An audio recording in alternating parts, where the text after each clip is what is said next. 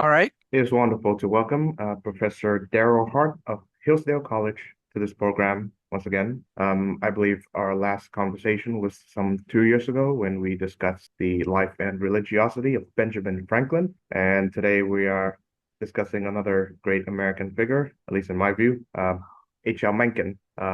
Professor Hart wrote a wonderful biography of him titled Damning Words, The Life and Religious Times of H.L. Mencken. Darryl, welcome to the show once again. How are you? I'm fine. Thanks. It's nice to be with you again. Thanks for having me. Okay, yeah. So, a good question that faced anyone looking at the cover of your book is that why a religious biography of H.L. Mencken? After all, he had nothing but contempt for the Christian religion. Well, I am a religious historian and I'm a huge fan of H.L. Mencken. So it was the only way that I could figure out an angle on Mencken that no one else had really tried.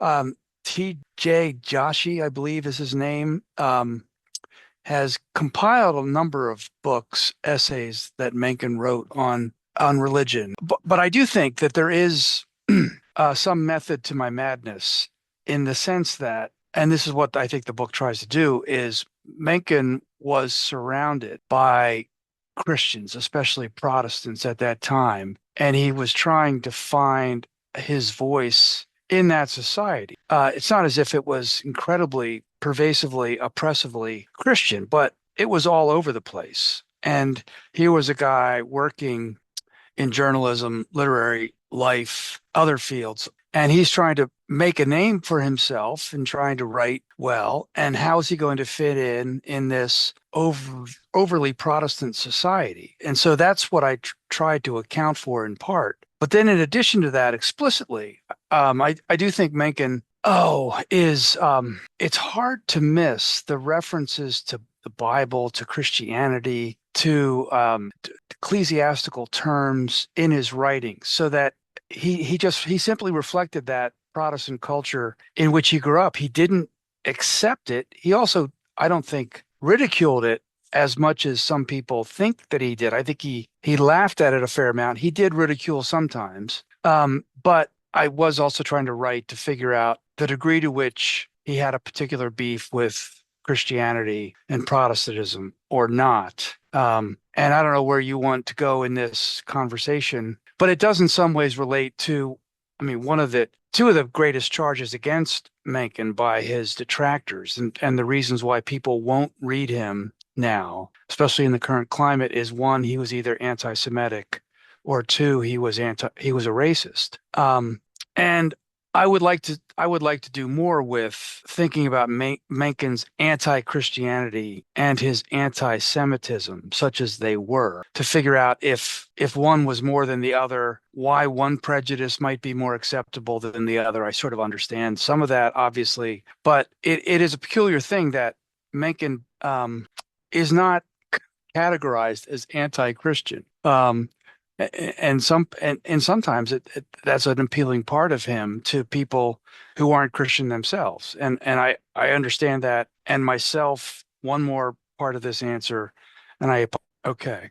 That's so I am a Christian, practicing Christian. I think I firmly my convictions are fairly strong at the same time, and I must be some sort of odd Christian. And I have this conversation with my wife a lot. But I really love reading Mencken when he's making fun of Christians. I mean, I think tend to be fairly self-deprecating anyway, but I do think most people are funny, and I think Christians should laugh at themselves more. They should see at least the parts of themselves that are funny, and Mencken notices humor almost everywhere.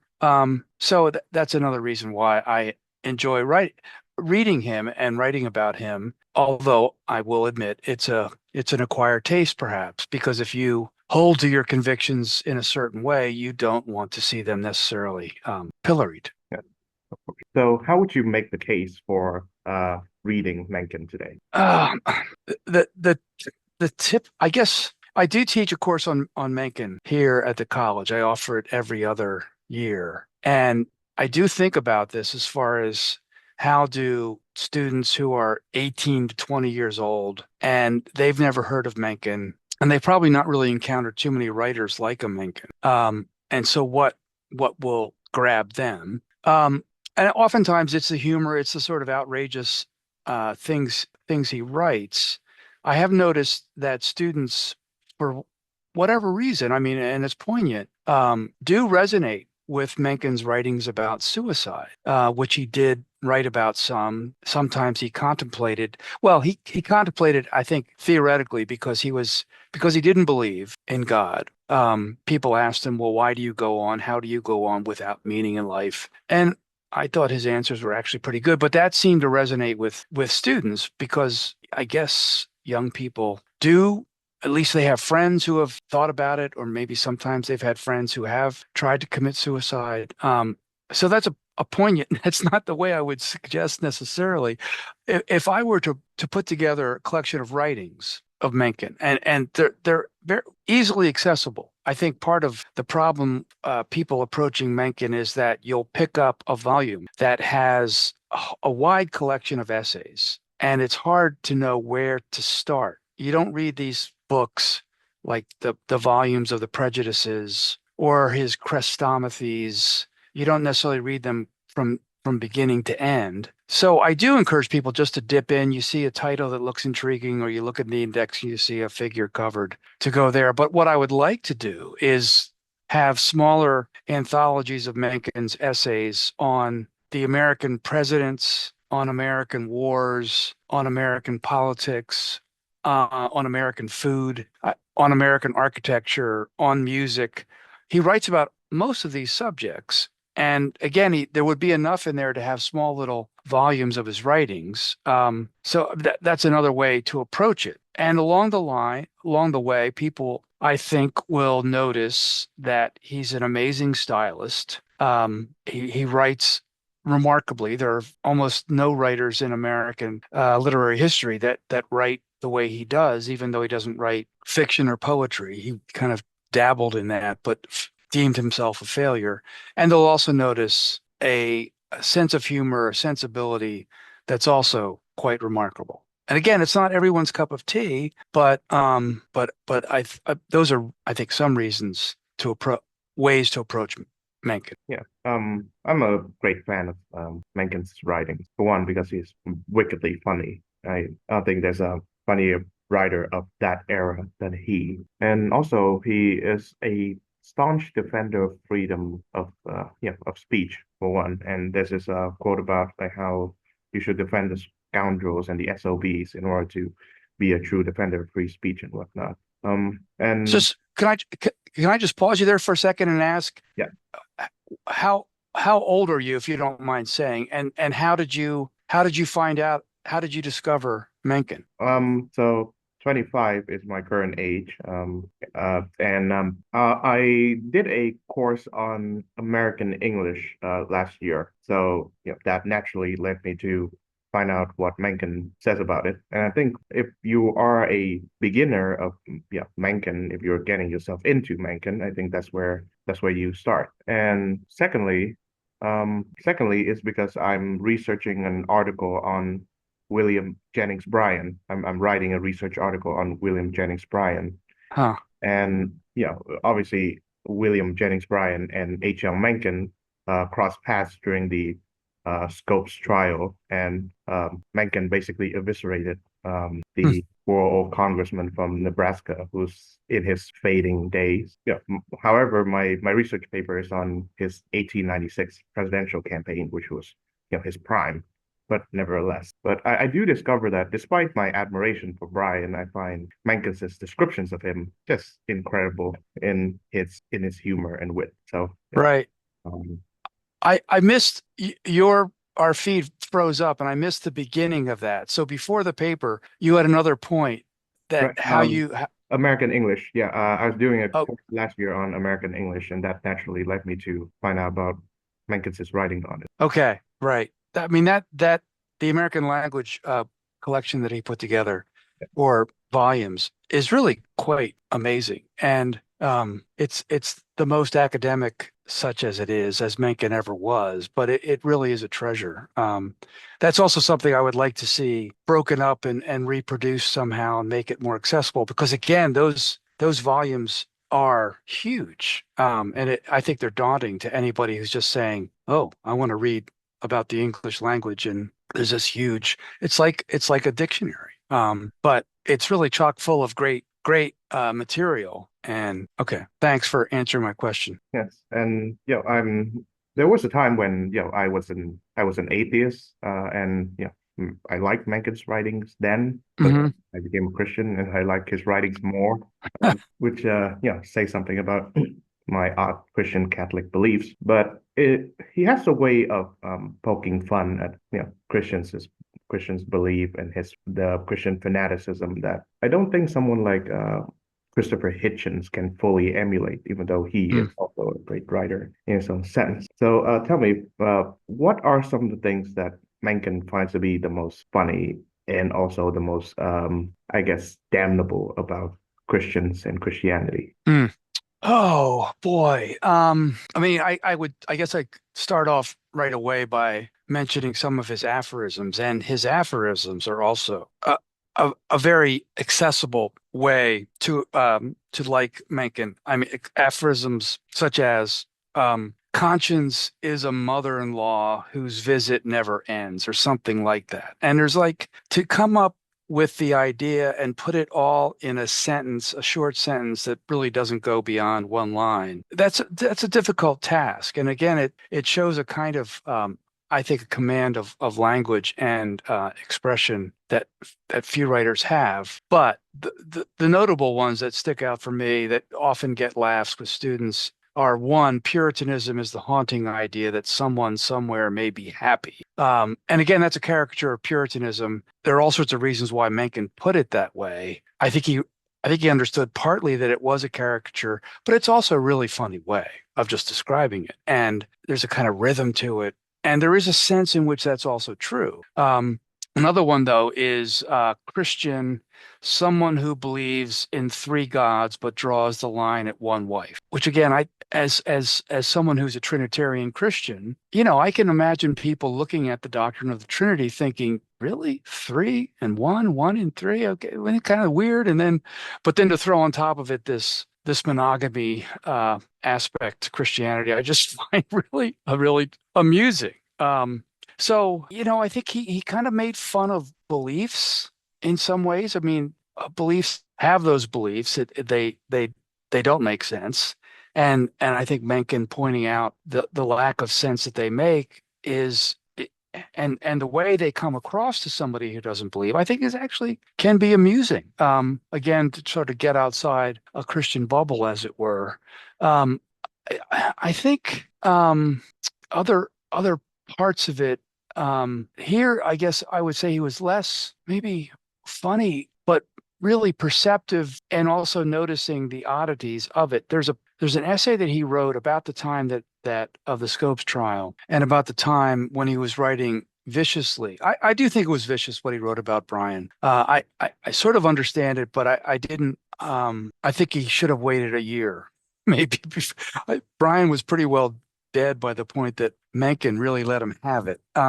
But there were some other issues going on in Mencken's life at the time that might help to make sense of it, like his mother, I think, was dying and the like. But he wrote this essay about Protestantism in America in 1925 or six or so. And it's really perceptive, it seems to me, about the way in which there was a polarization going on between so-called high church Protestants and even people who had been previously low church Protestants, like Methodists, who had sort of grown up around revivalism and that kind of excitable piety, were now putting on airs and having candles on their altars and all this sort of stuff. And he saw that developing. And then he also saw the other side of it, which was the kind of Pentecostal charismatic world of which he wrote about when he went into the woods and watched some of the religious services in the backwoods around Dayton, Tennessee. But he saw that kind of polarization, and I think he actually made some really important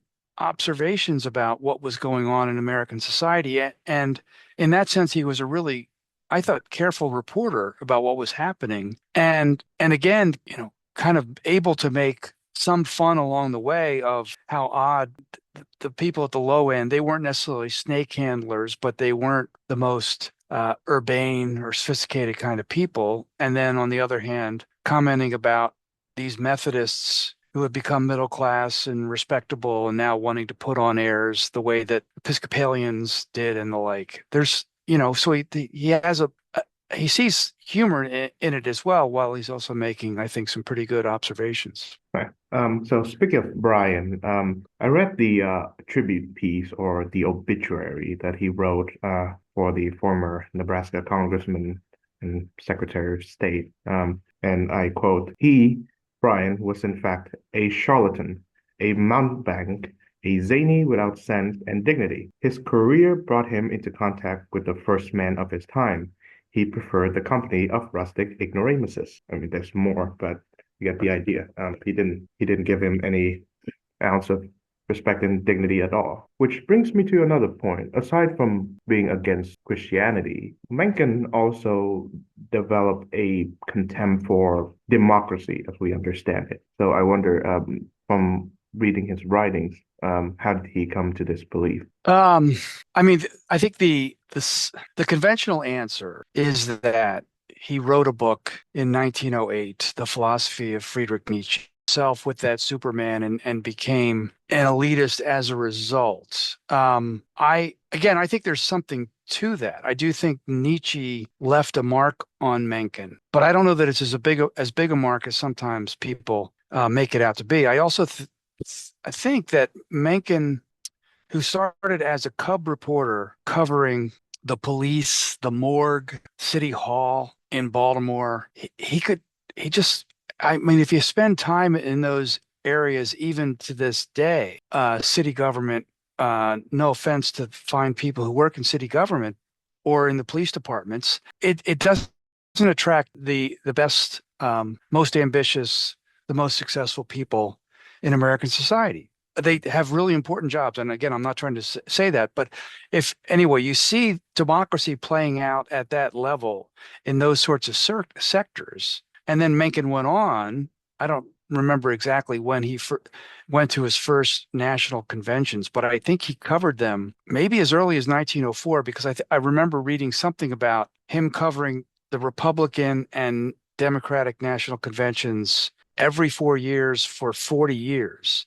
I think again there he saw a lot of the foibles of the democratic system, as it were, not capital D, lowercase d. And so I think he just sort of thought, if democracy is such a great system, how does it play out this way? And I think that's part of how he came to it, is simply by observing things. It is curious that, I mean, Mencken does, I think, compare relatively well with someone like Alexis de Tocqueville, who was, I mean, fairly critical of democracy as I read him. I mean, he also was appreciative. It was early days of democracy, and Tocqueville was trying to be an observer and a recorder, but it's Mencken wasn't exactly the first person who came along to argue that democracy had serious weaknesses.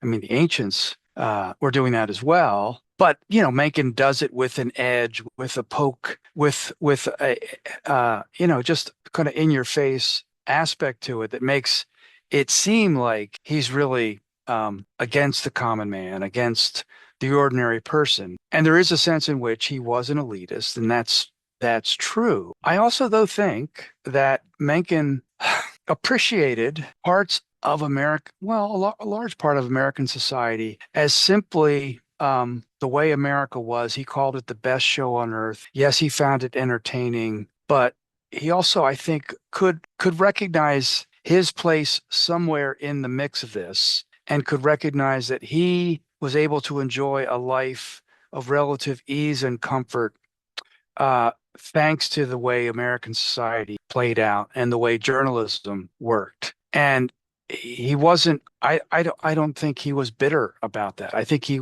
also kind of knew that he benefited from it. So, long-winded way of saying, I think he came to his ideas about democracy and his criticism of it simply by watching it play out, and with the sense that he was a superior person. Yes.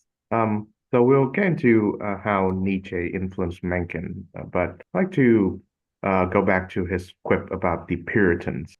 For a long time, my view of the Puritans were based on the two great works of American fiction. One is Scarlet Letter, Hawthorne, and The Crucible by Miller. One's a play and one's a novel, and I think to the extent that it revealed the full dimensions of Puritan society of early America. I think it's pretty much one-sided. And I think once I find out about like the actual history of how Puritans lived and the conditions that they had to endure in, I find much to admire and respect about them.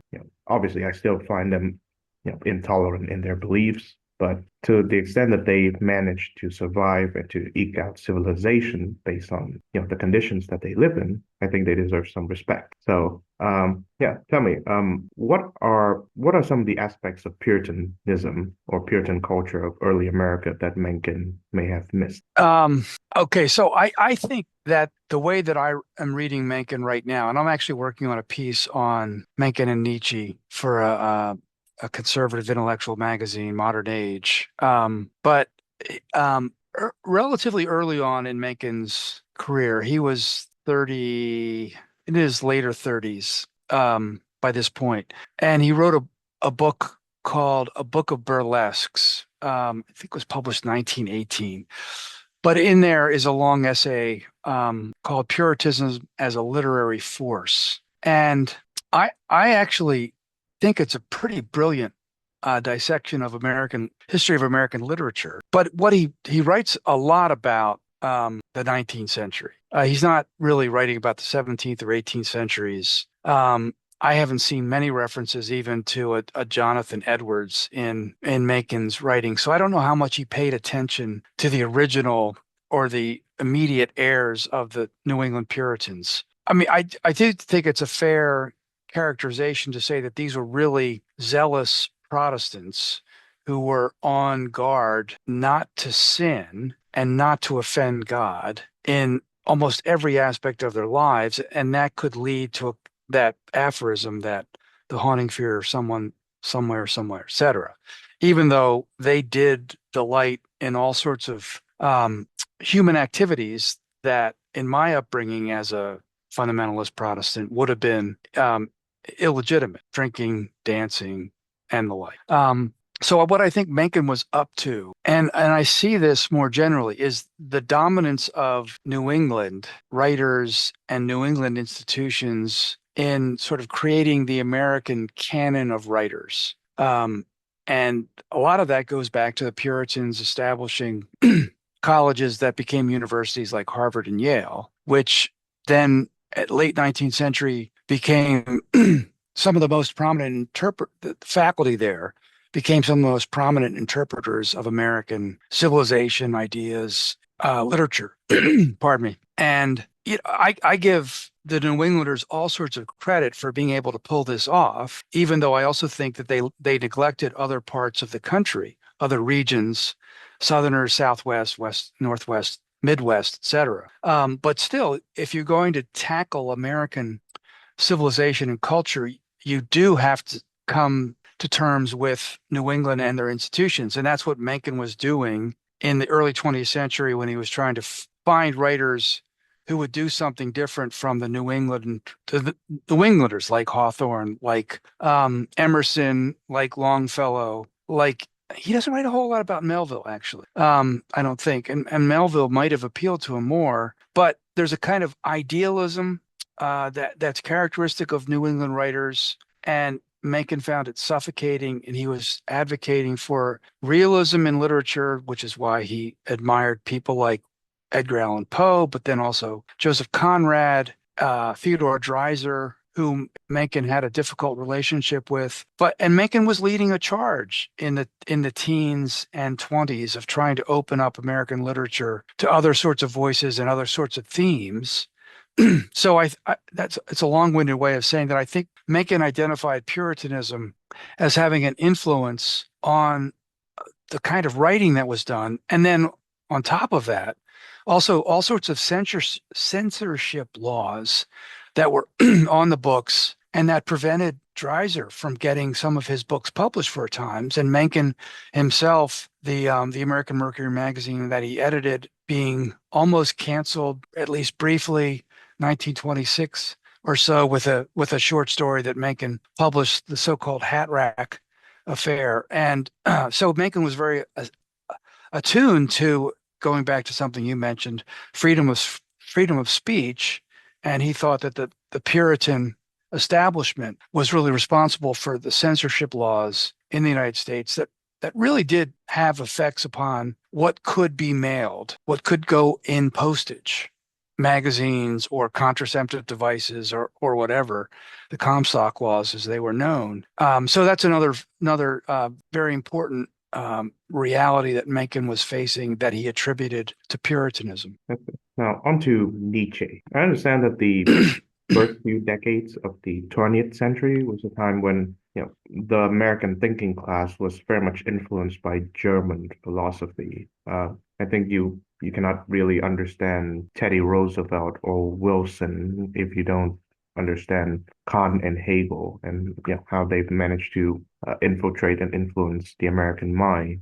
I believe the Johns Hopkins University was very much constructed upon the German university model. But of course, Nietzsche also managed to infiltrate America too, and he found one of his acolytes in H.L. Mencken. So tell me more about how Nietzsche influenced Mencken. I am I am really reluctant, even though I'm writing this essay. Um, I'm very reluctant to weigh in on this because I have taken courses in philosophy and it does interest me in a way, but I feel like I get in over my head very quickly. So I'm not going to pretend to know the history of German philosophy and where Nietzsche fits into that, and then where Mencken is coming to it in any way. But to try to some of the bare bones of it. I mean, the two examples that I use, you brought up Roosevelt, and I mean that's an intriguing case that Mencken wrote a piece for the Atlantic Monthly magazine in 1915. The editor, William Ellery Sedgwick, I believe was his name, was very much pro-Britain. So the World War I is going on at the point, but Sedgwick did not think his readers of the Atlantic were sufficiently alarmed about the dangers of Germany and the Kaiser. So he actually solicited a piece from Mencken in praise of Germany, in praise of the Kaiser. And Mencken was ready and willing to do that. It's really kind of an amazing thing that somebody who is that an editor taking one side in a debate would solicit a piece from someone on the other side in order to rouse his readers to take the right side. It's not something that really happens a lot today. But Mencken wrote this piece, and he does really praise Germany and the way it has developed since the 1890s at least. And he situates it such that Nietzsche deserves a lot of credit for this, even though he also argues in that piece that Nietzsche was not well regarded. It took a long time for this new kind of Germany to emerge, one that was much more in the mold of what Nietzsche was writing about. So that's one place where you can see it. And it's this full-throated recommendation of Germany and the German side in World War I, which is, I consider myself an Anglophile for whatever reasons. I'm not sure why. I'm of some kind of German heritage. The name Hart is German American. My people were Pennsylvania Dutch or Pennsylvania Germans, going back to the 18th century, at least on one side. So maybe I should be more sympathetic to a pro-German position, which I could be in some ways, looking at that war, at least sympathetic to the rivalry that the claims that both Germany and England had at the time. but that's one place where you see it. And he does, there's another place too. He writes a piece about Teddy Roosevelt soon after he dies, which is around 1920. And the piece is called Roosevelt's Affinities Between Roosevelt's kind of militarism and masculinity and big with Nietzsche, and Mencken tries to argue that Roosevelt would have been much more sympathetic to Germany if he had been president, et cetera. The other part also that I'm looking at from Mencken's writings, and I think one of the most charming books that he wrote was In Defense of Women. And I read it as mostly tongue in cheek. He's kind of making fun of certain kinds of women, but he's also recommending the virtues of women. And oftentimes, the way I read it, every time he recommends the intelligence of women, that they can see through the things that men have trouble with, but women, they don't get all absorbed with that, but they go to other things and have, strong intuitions about human relationships and the way the world works, et cetera. I see Mencken kind of identifying with women, that every time women come out on top intellectually, it's the sort of insights that Mencken himself had. It's his own intelligence. But there is a section in his philosophy of Nietzsche, a chapter on women and marriage. And I actually see no direct similarities between Mencken's 1922 book, although it was originally published in 1918 and then revised in 1922. I see very little, some resemblance, but not a lot between his book on Nietzsche and this. But I do think that Mencken was looking at relations between the sexes, not in a Christian way, in a very much bare bones, maybe even evolutionary way at times. And he does sometimes write about Nietzsche in that book, very little, but Nietzsche is probably mentioned about 8 times. But I think you could see another way in which Nietzsche allowed Mencken to begin to think outside the box of American conventional ideas and the writers that Americans read. Nietzsche was kind of like his pathway to that world. And I do think that's part of the importance of Nietzsche for Mencken. Not that Mencken was merely a follower or imitator or constantly repeating Nietzsche's ideas, but that Nietzsche kind of allowed Mencken to break a mold. He could identify with a prominent intellectual figure early in his life, and it gave him a kind of confidence to keep writing. I mean, I think he'd only had 1 or 2 books published at that point when he wrote about Nietzsche. So it was, I think, an important development early on in his career. So you mentioned the American Mercury, the magazine that he founded, and for a time it was the premier sorts of literary and commentary for the American mind. But from my reading of I guess post-war American conservatism, I think by the 50s and 60s is divulged into like a hotbed of anti-Semitic thinking, and I believe William F. Buckley Jr., when he founded National Review, he expressly ban writers who have written for the American Mercury to contribute to National Mm. Review magazine. So, giving me a bit of a history of the rise and fall of this particular outlet. Editor with whom Mencken had a long, and I think pretty good relationship. And in way at times, I think that was also true for Mencken and Knopf, although in a much more pleasant way for both Knopf and Mencken. And I mean, Dreiser and Mencken had real trouble at certain points, and did not end on good terms, I don't believe. But Mencken and Nathan had already been editing the Smart Set, which was one of many magazines. I mean, it's really a shame how magazines have fallen out of favor as a publishing form. Of course, everything's online, Substacks, blogs, all sorts of publications that you don't need things in print. But magazines were such a big part of the publishing world in the late 19th, through much of the 20th century, up until the invention of the internet. And Mencken was in that world. I mean, it's amazing how many magazines he had a hand in. I've only recently begun to read about some of the science fiction magazines that he published, or at least detective magazines that he was also publishing. He had a kind of mini publishing empire in the magazine world as early as the 19 teens. But anyway, he and Nathan were also responsible for the Smart Set, which had been a literary magazine, but they eventually went with Knopf and started the American Mercury. And at some point, Nathan dropped out as the co-editor, and Mencken edited it then until 1933, when some of his popularity began to decline. He was a critic of the New Deal, and he began, I think, to lose readers. They didn't find him as funny then, mocking American life during a depression, which makes some sense. Um, and he was married at that point, and his wife had tuberculosis, I believe. They didn't think she would live long. They were married in 1930. She lived until 1935. I don't know how much that was a factor as well for him dropping the magazine, but that's into a kind of Menckian mode. And I believe the editor, Terrell, tried to write at times like Mencken, and no one should do that. It doesn't go well trying to imitate Mencken's style. Which isn't to say he was a bad writer, but I just think I myself sometimes get caught up in thinking, oh, I can be do a little Mencken flair here. And it's very little.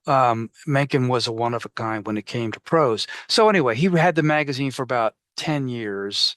It was incredibly popular. I mean, people say that, especially thinking about college students today and the way college students can get behind certain causes. Everyone who thought to be known as being with it or cool on campus would have a copy of the American Mercury in its bright green cover prominently displayed as they were carrying around their books on campus. I mean, that's what some people have written about there in their memoirs and whatever. So it was a very, very popular magazine that, again, continued to escalate Mencken's stature in American writing, literature, opinions, journalism, and the like. And, um, I think some people, Terry Teachout, another biographer of Mencken, has argued, I think at times, and I haven't read enough of the Mercury to know for sure, that Mencken editing pieces so that they sounded more like him than the writers he was publishing.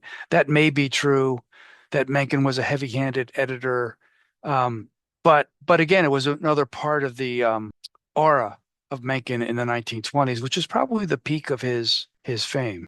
Well, so how can we, as fans and lovers of Mencken, reckon with his less than savory side, so to speak? You mentioned at the beginning of our conversation his anti-Semitism and racism, and perhaps his reactionary approach to foreign policy. And I think, in particular, his entry into the Second World War. I mean, it's a really difficult question. As I think, I mean, it happens a lot, maybe more these days when in very polarized American society anyway. That's not where you are. But when the lines are so bright and broad about the right side and wrong side of politics, especially, and then you see someone on the other side, someone who you admired, and you're sort of surprised that they think about government, president, whomever, the way that they do. But this is what people who are fans of Mencken have been having to do for a while, especially since the publication of his diaries in 1989. And at the same time, I would say it's not as if anybody would have been surprised that he had those views. When I said that at peak of his fame was in the 1920s, I don't want to leave out that the way he came back to some kind of fame in the 1940s when he was writing his memoirs, his Days trilogy, Happy Days covering his youth, Newspaper Days covering part of his career, and then Heathen Days covering his later career. They really recovered Mencken's popularity among a lot of writers, and he got his start writing those, as I understand it, by writing pieces for the New Yorker. He had a very good relationship with Ross, the editor, Harold Ross, and Ross encouraged him. And you will see all throughout those essays various expressions of racial prejudice, to put it euphemistically, that people editing the New Yorker, people reading the New Yorker did not object to. So, part of it is that our sensibilities do change, and Mencken gets caught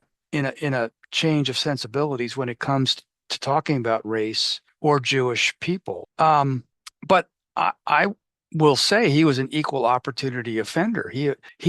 No one really maybe even Mark Twain, he sometimes criticized, not really terribly, but he just was critical all the time. If you're going to have collections of essays that go through six editions or six volumes called Prejudices, Mencken made a reputation of being prejudiced.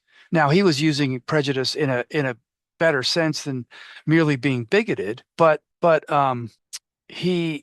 people who were reading him in the 20s, 30s, 40s would not at all have been surprised that he was a prejudiced man or even bigoted at times.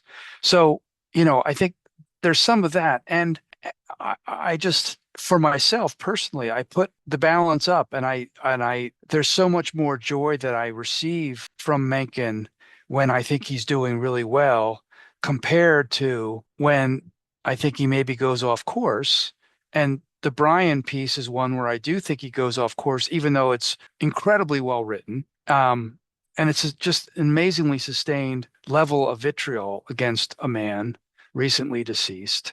And there's a kind of wonder at Mencken's performance in that. But I just okay, well, I don't like that, but there's so much more that I like that I'm going to stick with him. And I mean, people have to make that decision. My wife doesn't like when I do this, but I guess I still have to say, it seems to me it's some ways like a marriage. I mean, you may have thought something about your spouse when you were dating, and you kind of go on and you recognize all the virtues, all the attractive sides of this person as well. And that's what I do with Mencken. And then on top of that, I also just have huge admiration for what he was able to pull off as a guy who was not professionally well connected, who really did pull himself up by his bootstraps in the world of publishing and editing and journalism. I mean, his father was well off and a successful businessman, so it wasn't as if Mencken was a poor kid growing up, but he didn't know the world of journalism and editing and magazines and literary world, and he was able to insert himself into those spheres in ways that, as I say, are truly remarkable to have such a big part of that. I mean, I have to tip my cap to somebody, even if I didn't like them, who was able to pull something like that off. Yeah. And I think this is where we can end. So I think one thing that you and I, and perhaps all potential readers of Mencken can find, charming and admirable about him is his humor and wit. And I certainly think that there is a lack of humor and wit in American letters today. I think people take all things political, cultural, and social in America too seriously. So yeah, give us a bit of an ode, so to speak, to Mencken's his humor. I should have a quotation handy, and I don't. I didn't come prepared. I could find something quickly. But I guess one thing that comes to mind, and I do use this. I bring Mencken into class teaching American history here whenever I can to try to expose students to him. And Hillsdale College is a conservative college, and people who know the school won't be surprised to hear that. But there's a fairly high regard for Calvin Coolidge in the history department here, and we read several of Coolidge's speeches in one of the core courses that we teach. And I do have a measure of respect for Coolidge, but I also think that he's a little sappy, but Mencken has a really great essay about him that something to the effect though that while Coolidge was president, he snoozed. Goes on about what a great sleeper Coolidge was, that he really could sleep well in office. But he goes on to say, and this sort of fits with his political philosophy, he slept, but he didn't do any harm. I mean, to have a president who's not vigorous in office is a good thing, and that was a kind of compliment that Mencken paid to Coolidge. So that's one example. It's not very well done. It would be better to have Mencken's own words here. But those are the sorts of, I think, observations that you will find in Mencken's writings that I find really endearing. Yeah. I could also mention the pieces he writes about Lincoln and Washington as well. He can sort of make fun of parts of their persona too, but I'll leave it there. Well, I certainly hope this conversation will be a good starting point for anyone who's interested in Mencken. And once again, thank you very much, Professor Darryl Hart, for joining the program. Thank you. I enjoyed it.